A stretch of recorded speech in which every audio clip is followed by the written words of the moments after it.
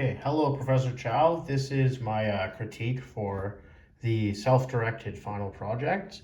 I'm sorry it took me so long to get it to you finally. I was just busy recovering from my illness. I won't get into that too much, but apologies for missing the in-person session. But as requested, here's my video of my critique, so let's get into it. All right, so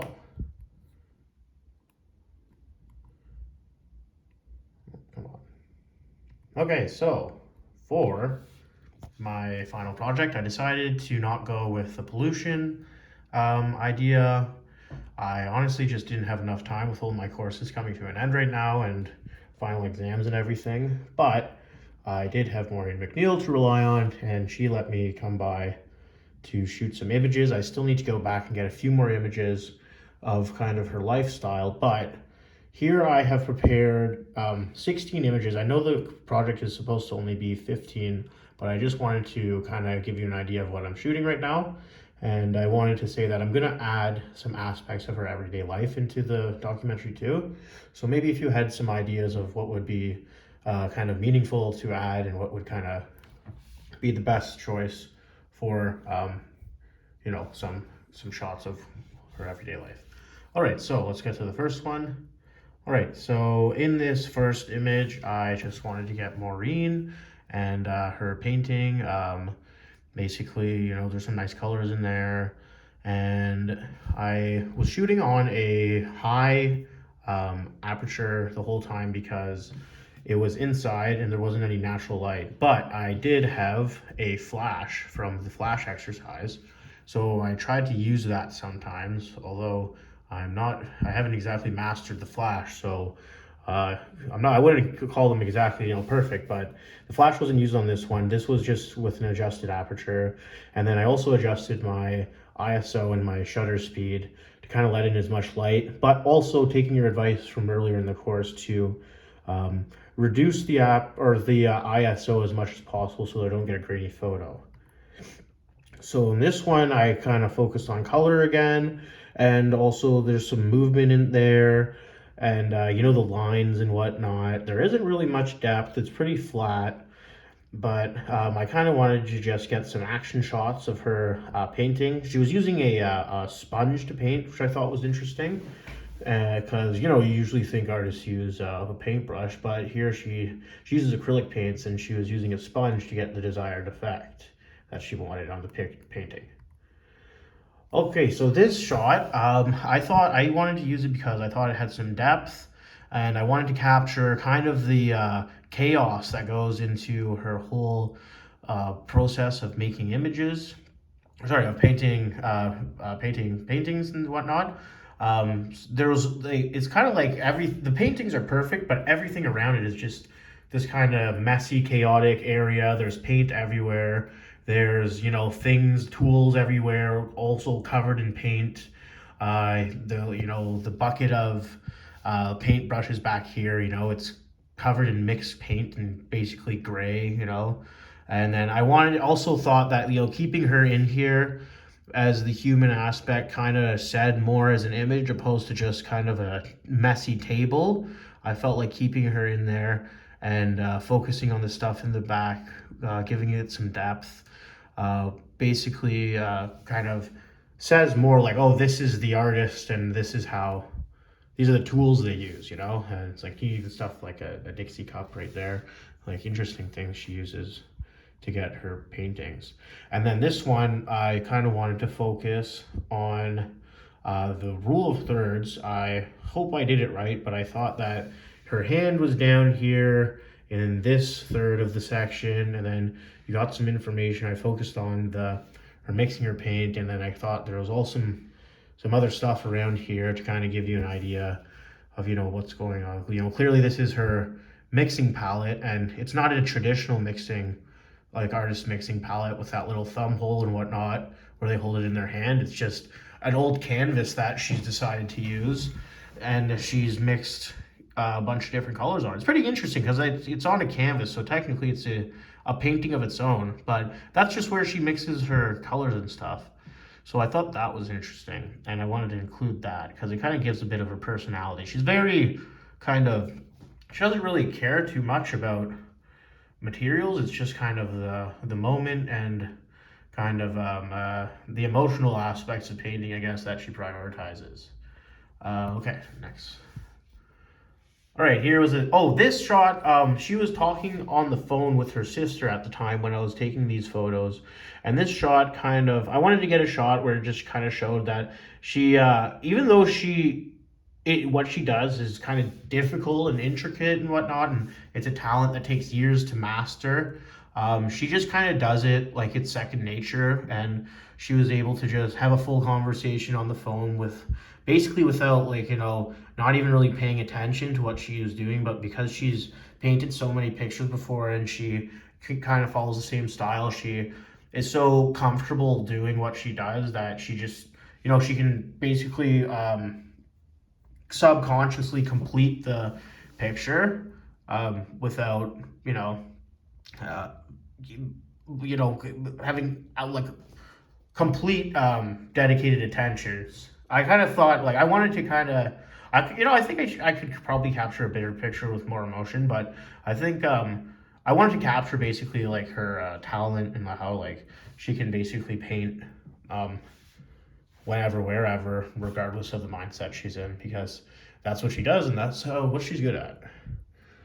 Okay, so this is another one getting up close. I like I just kind of like this image for some reason. I like the focus on her hand. It kind of like, I don't know, it just gives me the idea of like an artist touch, and the colors looked really nice. I like the way the blue is kind of sandwiches the yellow in the middle, and her hand kind of the kind of blends in with the colors in the back. And yeah, there's some depth in there, and I thought there was some, maybe a bit of form with like the paintbrush in her hand. So I thought that was an interesting one to use. And then this kind of continues on the chaos of the environment, and she had this giant kind of T measuring meter stick thing, and then all of this random stuff that she would use for her everyday tasks. She's got a cabinet on the left side that's covered in paint, and everything's just covered in paint. I got a picture of the floor actually. I was gonna use it because the floor is basically just plastered in paint, but it kind of just looked like a wall when I took a picture of it, so I didn't think I could it really made sense to add it. But maybe if I can get a picture of her in the floor, maybe kind of a bird's eye view, that would be better. And then, so this photo I wanted to add because this is inside of her artist studio. This is a picture that she hangs on the wall. And this is one that she doesn't let get covered in paint. This is a picture that was painted by her late mother. So it's something that means a lot to her. And I kind of looked at it and saw it as her mother must have painted her. It's kind of like something I should also mention is that her mother was an artist as well. So it's kind of like her mother was painting the artist nurturing the artist to be. You know what I mean? I look at that as Maureen's mother holding Maureen herself, kind of like a foreshadowing of her life and career in the future. And then also surrounding that painting is the continued clutterness and whatnot, the hecticness of her artist area. All right. Okay, so she has, like I said, there's many things that go into the art, and so she had like so many different tools and different chemicals and glues and paints, and she had like saws and screwdrivers. She makes her own frames for the paintings, so it was almost like a construction type area in the back. And if you notice, this was in her kind of gallery room, so she makes her frames in her gallery room, I guess so paint doesn't get on all of the other finished paintings in the room. But I thought I wanted to cover kind of like the kind of the back of the scenes, what an artist uses to kind of, um, create their paintings, and what tools do they need. This is continuing the tools and stuff, and I thought this was an interesting picture because there's a lot of depth, and you can see like kind of like it all kind of like goes forward into the back, and the lines on the board, the painted lines, and even that roll of cardboard paper on the left or whatever that is, they're all pointing kind of to the center, the focus where that little Ryobi grill or drill is. And then, you know, you kind of like, you could draw your eyes like into the back. Thought there was a lot of, you know, kind of depth and lines and forms. There's color in this one. This one kind of just, you know, hit a lot of the elements of design for me. So I thought, you know, that's a pretty cool picture, and I just kind of liked looking at it. Every time I look at it, I was like, that's, you know, that's a good one. I was just trying to decide between this one and another one of this table, but I decided to go with this one because it looked nice. You know, it was in focus, the lighting was nice, and yeah. And I think I actually used a bounce flash for this one because it was very dark in her back area. Yeah, I do believe that this was used with the bounce flash, and I bounced it off the top vent. There's a top vent here. So I think I had the flash actually directed upwards and at an angle to try to get the light to bounce off of that, and it came out really nice. If I'm not mistaken, because I remember doing some bounce flashes back there. Okay, now we're getting into some of her art. So this was basically her most prized painting. As soon as you walk down, so the way her area is set up is that you walk into her basement, and then at the first thing you see is when you open up the door to her basement is this staircase, and at the bottom of it is this painting, and the staircase has no carpet on it, or if it's an unfinished staircase, and it's also covered in paint and stuff, and it almost looks like an renovated staircase. And then at the bottom is this finished wall, and there's a little cabinet with this little steel toad or frog sculpture on it. And so this is her favorite painting, and it has a light at the top pointed right at it, almost like a stage light. And she refuses to sell this painting. People have offered her, I think, upwards of like $3,500 for it, and it's not that, it's a pretty large painting, but it's not like huge. Some of them are much bigger than this, but that's one of her prized possessions, and I thought that was a cool one to add to this.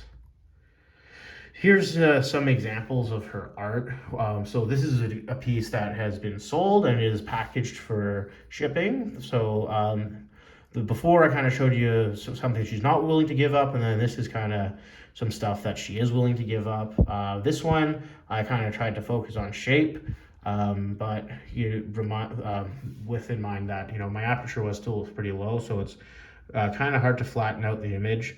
But I kind of just got right down to the ground and, you know, pointed, made sure my levels were green, and I was, you know, 90 degrees forwards and backwards and left and right, if you will. Kind of, you know, like the camera was all like kind of level. And then trying to get, you know, a flat shot of that, show kind of like the colors and whatnot in there. This one, I got some depth, got it on an angle. This was one hanging on the wall. It's also packaged, ready for sale. I thought this one looked really cool because the colors in it just mashed really well. And yeah, this one I just kind of really like looking at. And there's even some lines going up and down from that cellophane wrap or whatever you call it on the side. And they kind of like they line up with, you know, the lines of the birch trees, and it's kind of repeating line pattern. I thought that was pretty nice, you know. Here's, you know, an example of some of her smaller paintings. This photo just came out nice, you know. I got the lighting right. I took it from a bit of a bird's eye view, and I tried to capture some of those smaller paintings in the back. You know, some elements of design in there. There's a bit of depth. There's a bit of form in there. If I'm not mistaken, you know. Yeah, I liked the way this one kind of looked. I believe the next one, yes, this is one of her larger pieces, and I also wanted to kind of trail into the back to capture, you know, the continuing kind of amount. There's just such a massive amount of art in this room, and so what I actually want to go do is go back and get a kind of one big shot of the entire room. I think I got a bit like I mentioned to you in our meeting, I get, you know, a bit like anxious when I start shooting and trying to remember all of the settings and everything, and, you know, making sure that the shots are right. So I'm going to try to go back there and really plan out a couple of shots, and I want one shot of the entire room so you can get a kind of the grand idea of all the art in there. It's pretty cool, you know. And then this is the 16th picture. I know that the project is only supposed to have 15, but I just wanted to include this one too because there's just so much color and it looks so interesting. And then on this painting, I tried to capture it, but she basically took a clear acrylic and dolloped it along the whole thing, and it shined in such an interesting way. And then this kind of almost psychedelic looking painting on the right, I want to go back and capture that a bit more because the colors on this painting were incredible. Like they were almost the most captivating colors in the entire collection. It kind of almost really struck kind of, I guess, my preferences in art. It's kind of chaotic, abstract, you know. It's just cool stuff. Doesn't really have a meaning or anything, but or follow any rules. It's just, you know, it's interesting. It's kind of unique, and it's very original. It's completely what she does, you know. So I believe that sums it up. Yep. Hey there. I actually have a piece of art back in my room back there, and yeah. So that was my presentation. I hope you can provide some valuable insight moving forward. I know it is due on Thursday, and I'm gonna try to get my final shots tomorrow. But yes, I apologize that I wasn't able to make it in class again, and sorry it took me so long to make this video. I've just been, you know, I had to rest just to get this condition dealt with. It's a bit of a tricky, you know, condition I have. The only way I can heal it is by resting and taking anti-inflammatories. So I had to take a day off doing that and been catching up. But otherwise, I hope you enjoyed the pictures, and I look forward to hearing back from you, Professor Chow. Otherwise, I've had a great time in this semester. It was really, really neat learning everything in photography. I really appreciate it, especially after last semester with Jelani Morgan and that whole situation. I just feel like I've actually been taught by a true professional who really knows what they're doing, and I really appreciate your teachings and everything you've taught us. Otherwise, I hope, you know, moving forward, everything is good in the future. You know, have a happy New Year's and Merry Christmas, and I look forward to seeing you walking around campus. All right, bye for now, Professor Chow.